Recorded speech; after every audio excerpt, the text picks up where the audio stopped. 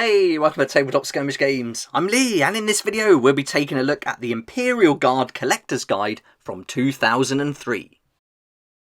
You may have seen this video I did recently for this little book, which is an awesome skirmish game called Forbidden Psalms, The Last War. Really interesting book, some great artwork and put together really well. And it's inspired me to put together some different game settings for my own rule set, which is Weekend Warriors. And part of the research I've been doing is just taking a look back at old systems like these codex books. And I came across this, the Imperial Guard Collector's Guide. And I thought it'd be a fun video to have a look through and share it with you because it's really cool. The contents are excellent and I love looking back and seeing how the hobby's progressed. So hopefully you'll enjoy having a look at this book too.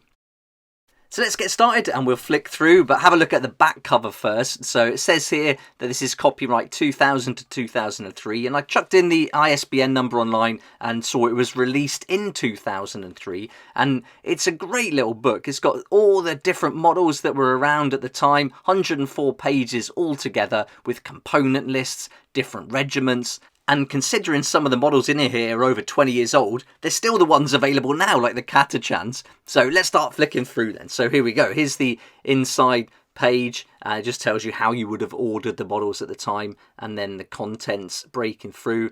And then as we look at the artwork, you're going to see lots of black and white sketches throughout the book, which I love. Really old school vibe from that. But this section, I really liked how they've taken the planets and then put together the different regiments next to it, and just with a little paragraph to introduce them. And I really like this. I think this is a great way if you wanted to have, say, 12 factions in a game. Copying it and doing something like this would be really interesting, showing the planet they've come from and then either a drawing or a picture of the model. So I really loved how they did that. And then it's got colours of the guard from some of the other regiments available, and some of these riders are fantastic, like this one on the dino there. Looks amazing. Then we're into section 1, where we're going to look back at the headquarter models, and you'll see some of the really old ones. You've got these different Gaunt's Ghosts, the metal models there, and so some of them still hold up actually. Of course the new Gaunt's Ghosts are fantastic, but here's Yarick, and I'll go back to that page actually because we've got two different versions. This is the classic range, and at the top we've got the one that you can still get hold of today if you can find it. Of course he's dead, or apparently so. Maybe that's not the case, so I have to wait and see. Got Sly Marbo there, and then at the top we've got Creed. Again, he's not available in the new codex anymore, the rules, but I'll be using him as a proxy for Ursula Creed. Then we've got the Cadian command squads, and this is where a lot of the models still look familiar, even though they're really old. And we move into the classic officers, and it's breaking down all the different components that you could buy separately as metal. They weren't cheap. Some of these are like £3 per component. So if you add that up to get one of the riders there, that's going to cost quite a bit. Then it showed us some of the officers and the commissars, again a mix of regiments, and the preachers too. I really like this preacher at the top. He's part of my Catachans, a crazy monk in the jungle, has got to be added to the collection. Now before we move on and have a look at the elites, I'd like to say a quick thanks to today's sponsor, which is me and my book Weekend Warriors. This is the ultimate tabletop skirmish game to play with your kids, and I designed this as a simple rule set that's miniature agnostic, genre agnostic, but a rule set you can start with as simple as you like and then expand on the complexity and design your own battles and skirmishes around it. And this is the rule set that I'll be using to create some different settings and some different games, tweaking the rules a little bit, but staying true to that core mechanic. If you'd like to support the channel and check out these books, I'll put the links in the description down below. Okay, back to the collector's guide. So now we're on to the elite section. We've got the stormtroopers and the Kazakin, and of course with the new codex now, we've got the rules for both of these units, which is awesome. And you can see in the left-hand page, we're starting to see more of these black and white drawings and sketches, which I really like the look of. It really gives an old school vibe. We've got snipers, which I still like. The Catachan ones I think are fantastic. Really derpy characters, but they definitely hold up. Maybe the little dudes could do with an update though. Yeah, the Rattlings are looking a little bit dated, but then we've got the Adeptus Mechanicus that are pretty good. Cadian shock troops now. Classic Cadian shock troops in all the different styles. Catachan jungle fighters. This is the army I'm focusing on now and building around with the new codex in mind. And for models that were built, 1999 originally, these are still fantastic. They're coming up to 24 years old and still holding their own, which I think is brilliant. Then we've got the Armageddon Steel Legion. Now we're going to start looking at different regiments, and the Valhallan Ice Warriors, Mordian Iron Guard, Praetorian Guard. It would be amazing if they brought these back again. The Talon Desert Raiders. This would be a great theme for an army in the desert theme. Then we're looking at the different sprues, and I really like these different crew pieces that you could buy separately and then place them on there, like the tank riders. That's a really nice idea. So it would be cool if they did bring out more things like that. And then we've got some battlefield examples which have totally changed from how we play now. It's crazy to think that these Sentinels have been 20 years in the running for an update and only just got it now. And I still like the old ones though, to be fair. Certainly for the Scout version, I think I prefer the old ones, but I do like the new ones in the armoured version. Hellhounds holding up still. These must get updated at some point. But to be fair, they still work, they still look good, and they still are fun to play with. So whether we need them updated or not, or just replaced with something new, would probably be better than just revisiting and tweaking these older models. These are interesting, looking at the different heavy weapon teams and how they had them. The little wheels look a bit weird. Yeah, I'm not really keen on those. But I do like the Jungle Fighter heavy weapon team still. And good to see they've got the different versions to give you some idea how you might want to customize it. There's loads of different places actually where you could buy parts now. Anvil Industry, Victorian Miniatures. I haven't used those. I've used Anvil Industry a lot, but not Victorian. But you can see they've got components that you could do the Praetorians with and armies like that. So you can certainly get models and bits to customize.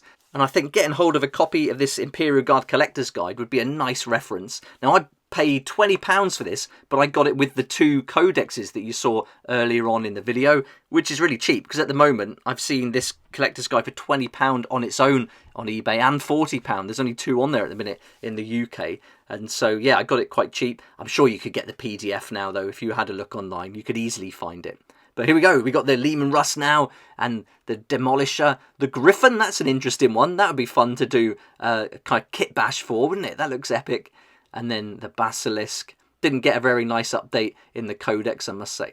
Now we're on to section 6, which is Necromunda. And I found this really interesting, how you could use the models from Necromunda in your Imperial God armies to give it a little bit of personality, make it unique. And so it's got all the different houses here, the House Goliath, Classic Goliath, and different models. So the idea of really customizing your army was strong in this Collector's Guide. They were really encouraging it. And some of these would fit in really well. Maybe not House Delac or House Corda personally, but as we get further on through this section, you'll come across some that look pretty good that I think would work really well. Pit Slaves might be fun to put in a mad unit, but it's the rat skins that appeal to me in the jungle or the plains. I think they would fit in. And also these bounty hunters, the Underhive Scum, have some really cool custom models to sneak in there.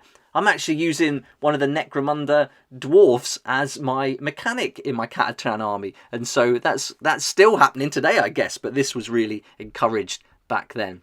Now we're looking at some conversions, and great to see how they've used different parts. That female model there is certainly a lot better now in the newer version, but this is awesome. Look at that one at the top. They've done a great job there, piecing that into a huge model. And also that gun, that's really nicely done. Looks like the Basilisk has been taken apart there, so I love that.